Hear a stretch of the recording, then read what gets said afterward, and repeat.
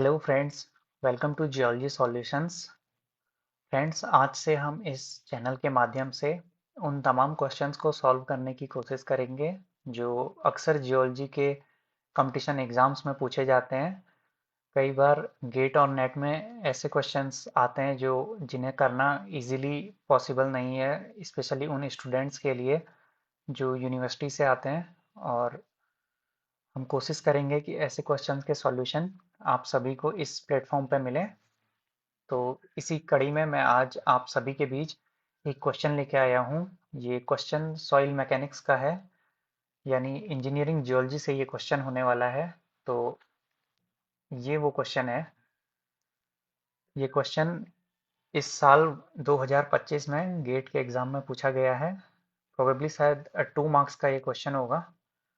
तो हम चलते हैं इसके सॉल्यूशन की तरफ। A hill slope is shown below if the area over the failure plane is 50 meter square and the weight of the hill slope material W is 2000 tons. The factor of safety for this hill slope in dry condition is। तो factor of safety इन्होंने पूछा है और हमें given है cohesion along the failure plane, dip of failure plane and internal friction angle. और इसके साथ ही उन्होंने एक फिगर ऑलरेडी बना के दिया हुआ है, तो हमारा काम कुछ इजी हो जाएगा। सबसे पहले हमें देखना होगा कि फैक्टर ऑफ सेफ्टी क्या है। Factor of safety is nothing but it is the ratio between the shear strength and shear stress. तो अगर हम shear स्ट्रेंथ और shear स्ट्रेस को कैलकुलेट कर लें, वहां से हमें इजी हो जाएगा फैक्टर ऑफ सेफ्टी को कैलकुलेट करना, क्योंकि बेसिकली ये उन दोनों का रेशियो है। इसमें कुछ टर्म्स यूज हुए हैं, हमें सबसे पहले उन्हें जान लेना होगा। सबसे पहले है shear stress। What is shear stress? Shear stress is nothing but it is force per unit area which is acting parallel to the surface of any object or any body. And what is shear strength? Shear strength is defined as the strength of an object against the shear stress. एक और term use हुआ है cohesion. What is cohesion? Cohesion is defined as the ability of particles to stay together, यानी particles को एक साथ जोड़े रखने की जो एबिलिटी है वही कोहेजन है, वही कोहेजन फोर्स है। और कोहेजन किस पर डिपेंड करता है? कोहेजन डिपेंड करता है फ्रिक्शन पे, कोहेजन डिपेंड करता है इंटरलॉकिंग पे। पार्टिकल्स की इंटरलॉकिंग कितनी अच्छी है ये उस पर डिपेंड करता है। इसके बाद है angle of internal friction. Again it is a measure of materials resistance against the shear stress। और इसके बाद हम चलेंगे सीधे इसके सॉल्यूशन की तरफ। इसको मैंने पहले ही सॉल्व कर दिया है।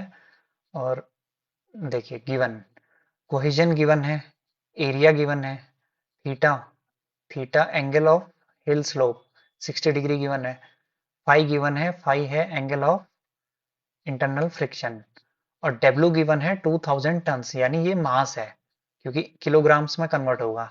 उसके बाद जी से मल्टीप्लाई करेंगे तब जाके वेट न्यूटन में आएगा। और फॉर्मूला है tau equals to C plus sigma 10 phi.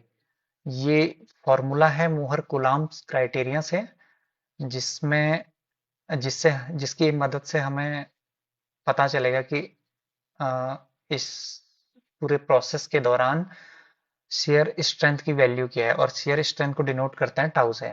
तो शेयर स्ट्रेंथ को कैलकुलेट करने के लिए ही ये फॉर्मूला है। और एक और बार मैंने वो फिगर यहाँ पे बना दिया है।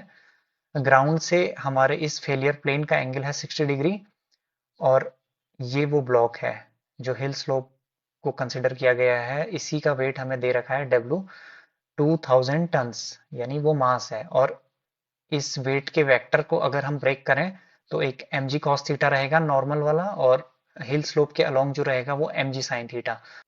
और इन वेक्टर्स को हम इजीली ब्रेक कर सकते हैं। हमें पता चल जाएगा कि इनका डेरिवेशन कैसे हुआ है।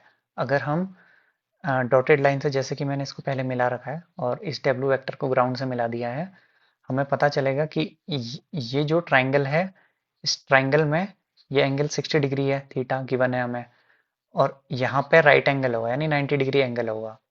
तो इसका अर्थ ये है कि ये वाला एंगल 90 माइनस थीटा होगा, यानी 90 माइनस 60 होगा, यानी कि ये 30 डिग्री आएगा, और ये वाला एंगल वापस से 60 डिग्री होगा, यानी कि ये एंगल थीटा है। और इसके बाद एक और फॉर्मूला है, जिस फॉर्मूले को यूज करके अल्टीमेटली हमारा आंसर आएगा फैक्टर ऑफ सेफ्टी। पहले भी मैंने डिस्कस कर दिया है कि factor of safety it is defined as the ratio between shear strength and shear stress.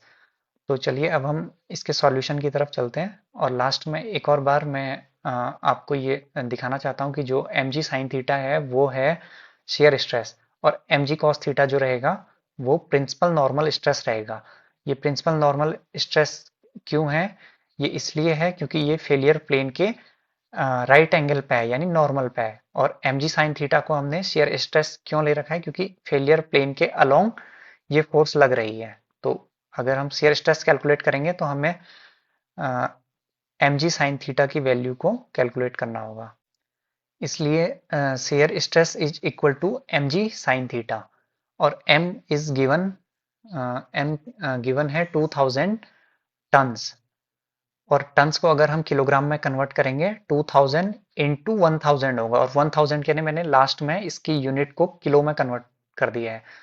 और जी की वैल्यू हमें पता है कि 9.8 मीटर पर सेकंड स्क्वायर है, बट कैलकुलेशन में इस कैलकुलेशन को इजी करने के लिए मैंने जी को 9.8 ना रख के इसको सीधे 10 रख दिया है। और साइन थीटा की वैल्यू है, थीटा की वैल्यू है 60 डिग्री, तो ये साइन 60 डिग्री रहेगा। और ओवरऑल कैलकुलेट करने के बाद हम पाएंगे कि 20,000 इंटू साइन 60 होता है √3/2, और अल्टीमेटली हमारा आंसर आएगा 17,320 किलो न्यूटन। और इसके बाद हम देखेंगे प्रिंसिपल नॉर्मल स्ट्रेस कितना है। वो है, ऊपर फिगर से हमें पता है कि ये प्रिंसिपल नॉर्मल स्ट्रेस यहाँ पे एम जी कॉस थीटा है, और एम जी कॉस थीटा की वैल्यू मैंने नीचे कैलकुलेट कर ली है।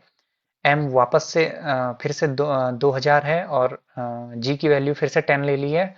इसके बाद कॉस थीटा यानी कॉस 60 डिग्री, क्योंकि थीटा की वैल्यू है 60 डिग्री, तो कॉस 60 डिग्री होगा 1/2, यानी 20,000 इंटू 1/2 यानी 10,000 किलो न्यूटन। तो प्रिंसिपल नॉर्मल स्ट्रेस की वैल्यू आ गई है 10,000 किलो न्यूटन। अब लास्ट में है शेयर स्ट्रेंथ। शेयर स्ट्रेंथ यानी tau is equal to C plus sigma 10 phi, और शेयर स्ट्रेंथ का ये फॉर्मूला हमें मिला है मोहर कुलाम्स थ्योरी से, जिसकी हेल्प से हम इजीली शेयर स्ट्रेंथ को कैलकुलेट कर पाएंगे। एंड हमें ऊपर एक और चीज गिवन थी, कोहेजन। कोहेजन गिवन था 196 kilo pascal, and pascal is defined as the force divided by area, यानी कि न्यूटन पर मीटर स्क्वायर। और अगर हम इसको सिर्फ न्यूटन में कैलकुलेट करना चाहें तो हमें इसको एरिया से मल्टीप्लाई करना होगा, क्योंकि पर मीटर स्क्वायर जो फोर्स लग रही है वो 196 किलो है। इसलिए अगर हम पूरे एरिया में फोर्स को कैलकुलेट करना चाहें तो 196 इंटू उसके एरिया से मल्टीप्लाई करेंगे 50 मीटर स्क्वायर, और उसके बाद प्लस सिग्मा। सिग्मा यानी प्रिंसिपल नॉर्मल स्ट्रेस जो हमने ऊपर कैलकुलेट कर दिया है 10,000 किलो न्यूटन, बस ये वही है। और उसके बाद 10 फाई, यानी 10 इंटू, और फाई गिवन है angle of internal friction 30 degree, और 10 30 डिग्री होता है 1/√3। और ओवरऑल ये कैलकुलेशन करने के बाद हम पाएंगे कि हमें जो शेयर स्ट्रेस मिला वो 15,573 किलो न्यूटन मिल गया। और इसके बाद अगर हम फैक्टर ऑफ सेफ्टी कैलकुलेट करने जाएं तो वो हो जाएगा टाउ अपॉन, या टाउ यानी shear strength upon shear stress, और टाउ की वैल्यू हमें गिवन है 15,573 अपॉन 17,320, ये है हमारा शेयर स्ट्रेस। तो दोनों को डिवाइड करके, अब क्योंकि इनकी दोनों की यूनिट किलो न्यूटन में है, तो ये एक फैक्टर ऑफ सेफ्टी एक यूनिटलेस क्राइटेरिया है, यानी रेशियो है।